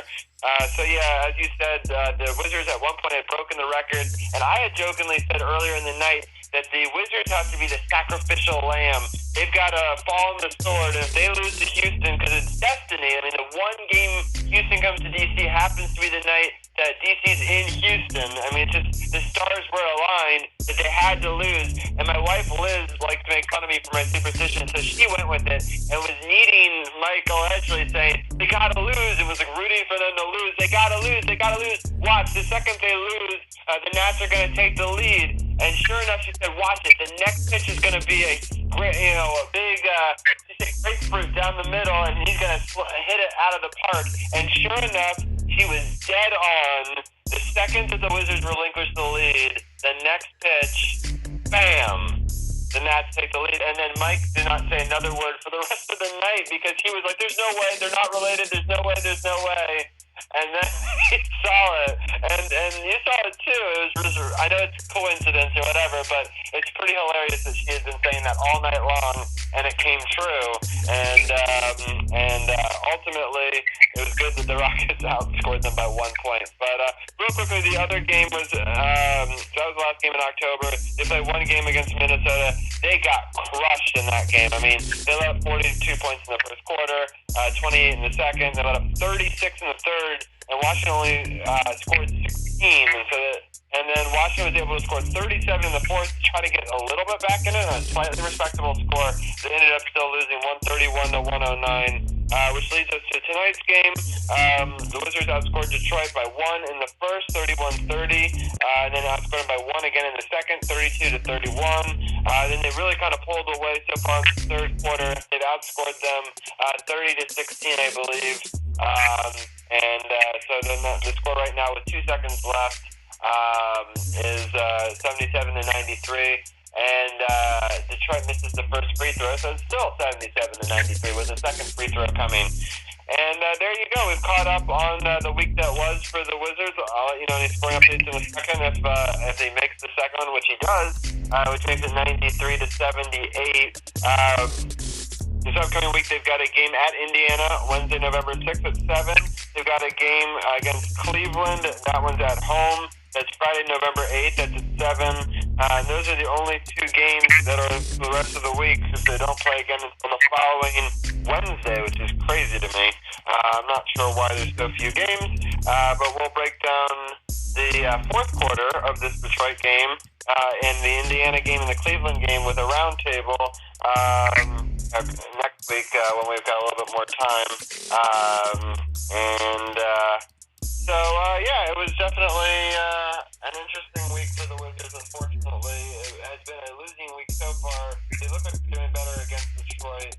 I'm not sure. I haven't followed Detroit very closely. Brian, is Detroit any good? Yeah, they're okay, I guess. They're slightly above where the Wizards are, I'd say. They've got Blake Griffin and Andre Drummond, and now they've got Derrick Rose this season. He just signed. But other than that, the cover's pretty bare for them. But yeah, this is a good win for the Wizards. This is a team they should probably beat. Got it. Well, just like that, at the end of the third quarter, again, the score is 93-78. And Carol, we got it all in. We were able to talk about the Redskins, the Wizards, the Capitals, and the Nationals. All 4 of our biggest sports in D.C., all in one podcast. We got to do it 2 weeks in a row. I'm not sure we'd ever gotten to do it all within terms of prime like that. No preseason, no nothing. All the games mattered. Unfortunately, the Redskins kind of aren't playing well at this point. I hope that Haskins continues to perform well and play better. But I kind of want us to tank at this point because the Dolphins were able to win a game and maybe get a really high draft pick. But I don't. It's hard for me to want the Redskins to lose, but definitely let Carol cover them a little bit more in the upcoming weeks. I'll be covering the Wizards Roundtable and the Capitals Roundtable as we go forward, and let Carol cover a bunch of the other stuff in the second hour. Give me a little bit more time to spend with the baby and the family. But it's been an incredible run. I'm super happy we got to cover it. Thank you, Brian, for being such a big part of it. Thank you, Paul. I know that you're with your Army right now, but thank you for covering them in the summer. And Carol, I got to give you a lot of credit. You believed all year. In the end, we get to be champions, and it's been an incredible, incredible run. It's been so fun to cover it with you, and I look forward to continuing to cover the Wizards and the Caps in the upcoming week. No doubt, no doubt. It's going to be an epic run to see what this team can do. The Capitals, I'm speaking of, not the Wizards or the Redskins. We know what they are pretty much. Wizards are trying to find their way. Hopefully, they're in the right direction. And that's the quick 90-second wrap up. So as always, we'd like to thank you, the fans, and everyone checking us out. You heard my rant about Facebook, so we're going to have some technical difficulties for the next 30 days dealing with these fools. But be on the lookout. Things changing up. We're going to have another platform, or at least I'm going to have another platform, because I'm getting tired of this bullshit. So y'all have a good night. Be blessed. Sports on the Hill podcast, TruRadio Network. Appreciate y'all checking us out. 60 seconds. And we're out. The days are cold, living without you. The nights are long, I'm growing older. Unless the days are gone, thinking about you. You may be gone, but you're never over. If Puff could see me now, I know he'd be proud. Somewhere in me deep down, there's something in me he found that made him believe in me. Now no one can beat me now. You try it, I'll be them doors. One great fan to believe me, clown. That means suicide, homie. You never throw me off with his corpse, blow me. Bitch, I do this all for the sport only, but I want it all. I'm not just talking the wars, homie. 10 seconds. It's lonely on top of the world when you're the only one.